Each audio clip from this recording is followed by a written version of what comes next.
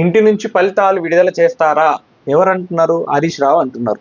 Form హౌస్‌లో పండొచ్చా ప్రతిపక్ష నాయకుడు అని మనం క్వెషన్ ఏద్దాం.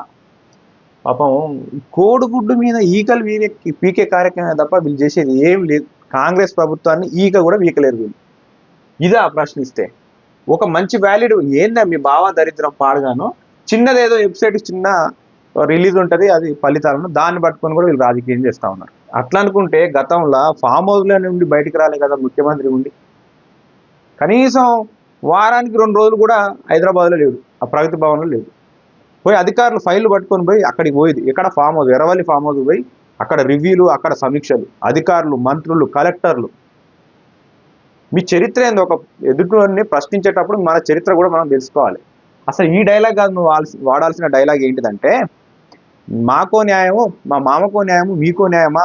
మా మామ ఫామ్ హౌస్‌లో ఉంటే ఇంత మాట్లాడిల్లే, ఇంత విమర్శలు చేసిర్రే, మరి రేవంత్ రెడ్డిని ఎందుకు విమర్శలు చేయట్లేదు అని మాట్లాడాలి. అది నీ డైలాగ్, మీ చరిత్ర.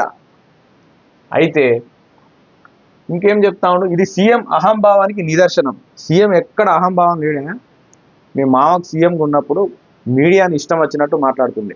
వరంగల్ పర్యటన పోయినప్పుడు, వరదలు వచ్చినప్పుడు, సార్ మీరు 1,00,000 నాగళ్ళతోటి మీరు రామోజీ ఫిలిం సిటీని దుంతానంటే ఎవడు చెప్పిండు ఆమె అని దబాయించిండు.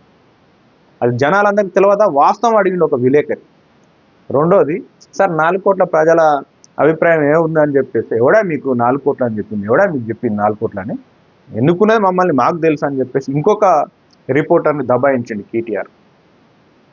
మీ అహంభావం అంటే ఒకరోజు ప్రెస్ మీట్లా ఒక ఎస్సీ మంత్రి కుప్పల ఈశ్వర్ని హే పాప అని కుక్కర్ని చూసినట్టు చూసి మాట్లాడుకొచ్చింది.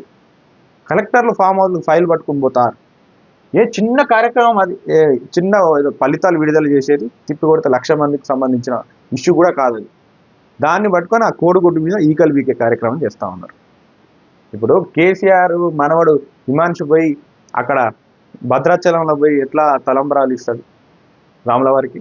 ఏం అధికారం ఉన్నది? అక్కడ ఎవరు లేరా? ప్రోటోకాల్ తీసుకునేటువంటి వ్యక్తులే లేరా? ఆ తర్వాత ఆ గౌరవాన్ని పొందేటువంటి వ్యక్తులే లేరా? మీ కుటుంబం తప్పితే ఆడ మంత్రులు లేరు, ఎమ్మెల్యే లేరు, కలెక్టర్ లేరా? ప్రోటోకాల్ లేదా?